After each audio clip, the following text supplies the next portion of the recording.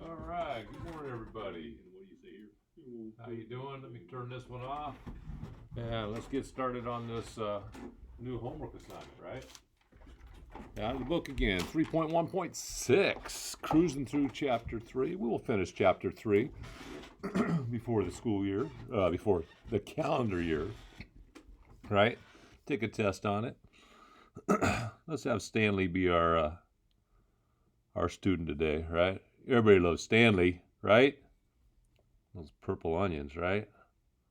Purple onions, what's that about? Stanley Yelnats, who's that? Who remembers my favorite palindrome?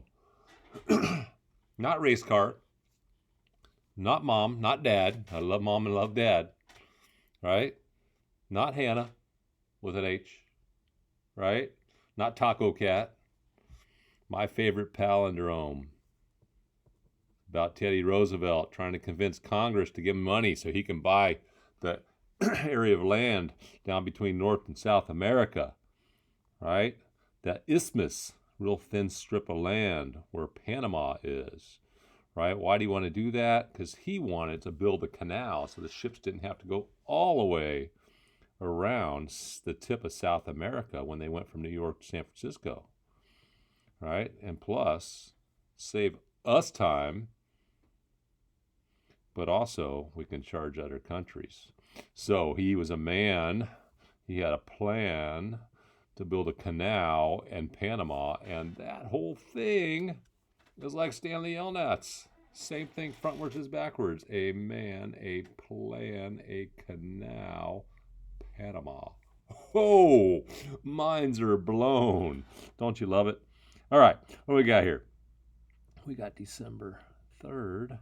We have Daniel or Teichman or Hong, right?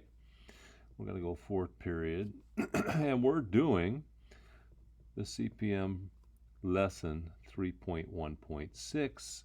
And the problems we're doing are 3-84, 3-85, 3-86, 3-87, and 3-88, right? Now I wrote everything out, and I gave you a cool palindrome, and it still only took about a minute, right? Easiest 3 points. Do that every time. Start your paper with that every time. Then you get a little momentum because you feel good about having 3 points already. Okay? Let's do that from now. Just make yourself a promise. Great habit to get into. Great habit. All right. Let's move this over like this. I want to remind you, whenever they have the methods and meanings, look through that. Now, just so happens this in your math book, you don't really have to look through that very much unless you didn't get in science when we were doing those graffiti worksheets. This will help you. But if not, I think most of you know this already. But always look for this, methods and meanings. Make sure you copy it into your composition book. Copy into this if it's not already there. Often it is, right? And when you write something down, it helps you remember it. Anyway, here we go. Walter's mixing cement for his new patio. He knows he needs to use a water to cement ratio of 20-30. What percent of his total mixture is water? All right, so here's the deal with ratios. Quick little ratio lesson. Ratio is just comparing numbers. Comparing numbers.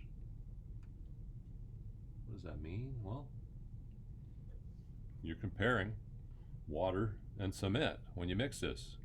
How much water and how much cement? Okay.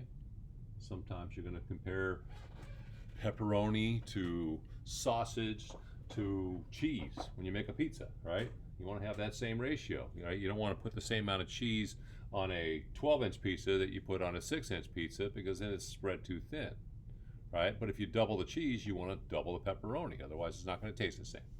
All right, so ratios just compare two numbers. And you can write ratios in 3 ways, right? One way is with the word to. So here it is 20-30. That's one way. Another way is using what's called a colon, the dot dot, right? Miss Mulligan, Miss Fraser, Miss Gonzalez call that a colon. In language arts, that's what it is. And when you read this, you would read it the same way you read that. 20-30, 20-30. Okay? And the third way is to write it like a fraction. the first number on top of the second number, and you would say 20 to 30 still. Now, if you saw a fraction like that, you say, hey, I can simplify that, right? 10 goes into 20 2 times, it goes into 30. Well, same thing here. 20 to 30 is the same as 2 to 3. Okay? These are the same. These are all of these equal the same amount. Okay? It's a ratio. For every 2 pounds or cups or gallons of water, you're going to use 3 of cement. Okay? So, that's your quick little ratio lesson. Okay, we'll probably get a Ed puzzle, maybe the math antics guide showing you how to do that or something soon, because we'll be doing ratios later. So back to the question, mixing Walter is mixing the water and cement. Walter and water, boy, they couldn't make that more confusing if they wanted. He knows he wants to use this ratio, water to cement. So the water is the 20 and the cement, that's important, okay, is the 30. But he's saying is what percent of the total, okay, if I use 20 of water and then I use 30, again, it could be cups, gallons, whatever, that's be the same, right, of cement, what's my total? Cups, gallons, or whatever, right? It would be 50. So we want to know percent of water, that's water. So 20 out of the 50,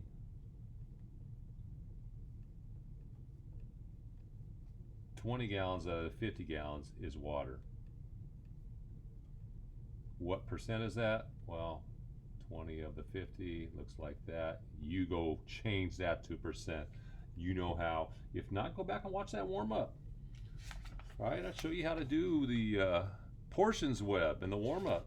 Last couple days, these portions webs, right? These things, they're kind of hard. I'm showing you how to do those. Right? All right. So here we go. On to 3-85 now. Let's flip it, since the problems are now on the left side.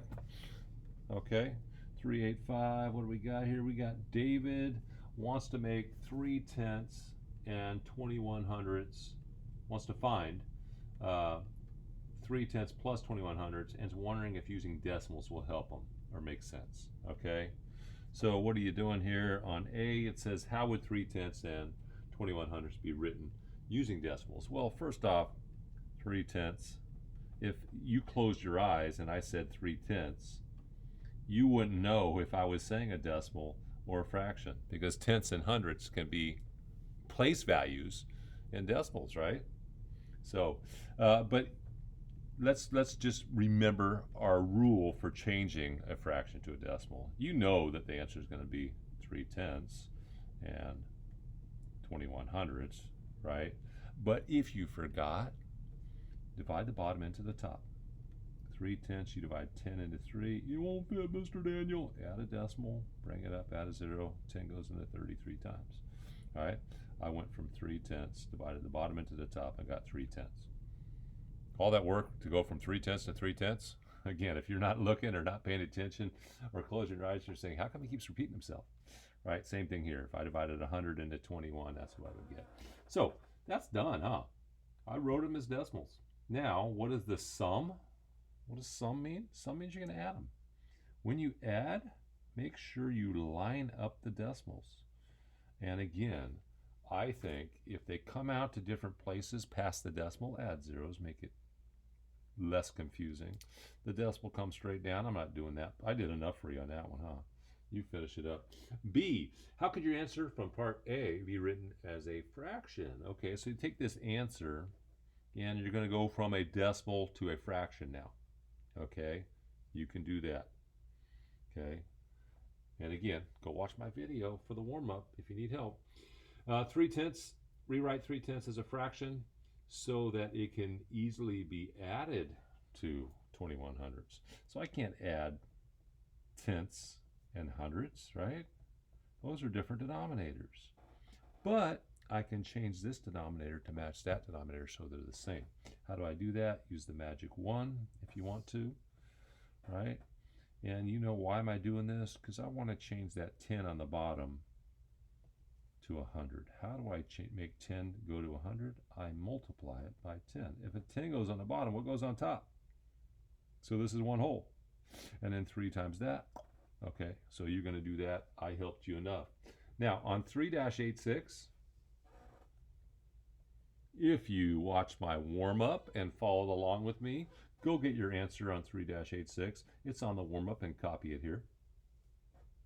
If you didn't, ask yourself, why am I not watching Mr. Daniels' warm-ups?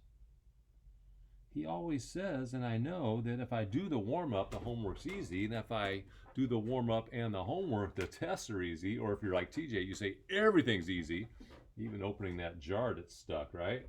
I love that. But yeah, go watch the warm-up every day. You'll learn something every day if you watch that warm-up.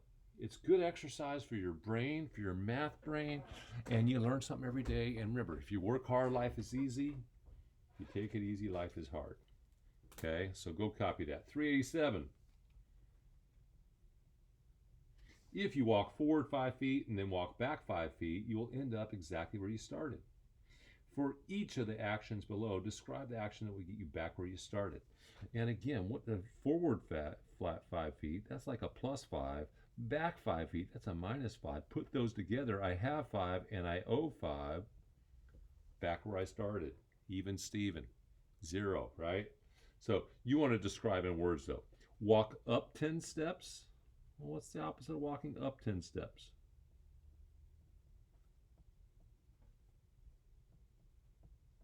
Well, it's not skipping forward 3 steps. It's not doing a somersault, right? Or burpees. You guys know what burpees are yet? Ooh, wait till you have 8th grade PE. All right, walk up 10 steps. What's the opposite of that? Walk down 10 steps. Whoops, down. Opposite of up is down. Okay, and the number of steps is the same. Now, what's the math on that? The math on that is a +10 and a -10. Why am I using a red pen? If you have a family member who's an accountant, ask them about red ink. Red ink. I'll teach you that later. All right, it gets 5 degrees warmer. 5 degrees warmer. You're going to write the opposite of that. All right, C. That was C. So B, earn $8. Earn, right? Earn and learn. $8. All right, now D, lose $6. I lost it. And E, what's the opposite of travel south 3 kilometers?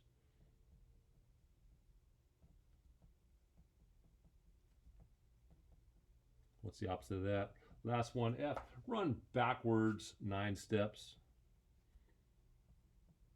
Here's something for you. Wilt Chamberlain, famous basketball player and a really good athlete. He was 7'1", maybe 7'2", depending on who you ask. Backwards. He was such an awesome athlete. He wasn't just big and good basketball because he was big.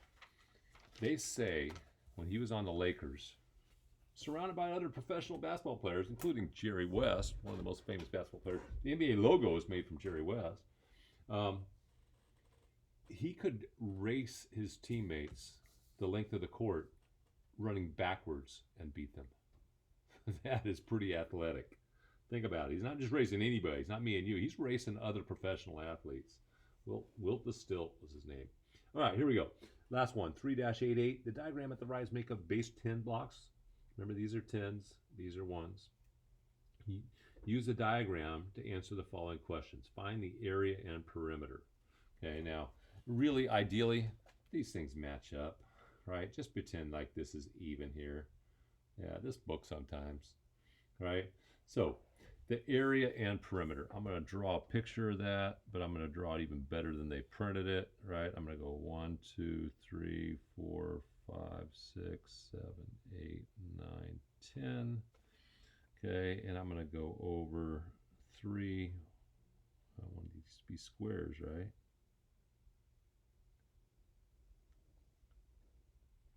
All right. So 3 tens blocks. And then I got a little 3 by 3 happening over here, right? What does that mean? I got 9 little squares there. Okay. Now you use binder paper, you can do this and count all these squares to get the area. How many squares, right? But there is a shortcut. I can say this whole area is 3 by 10. 3 times 10 is 30. And you count those squares, you're going to get 30. This is 3 by 3. That's 9. So the area is 30 plus 9, right? Now the perimeter, I got to go all the way around. 3 plus 10 plus 3 plus 3 plus 3 plus 3. And then how much is this? Well, this whole thing's 10. This part's 3, so this must be, and you can count. All right? So I want you to finish that one on your own, okay? And I think you got this. All right. Aloha, everybody. Tune in tomorrow. I'll have a video with the rest of the answers. Have a great day.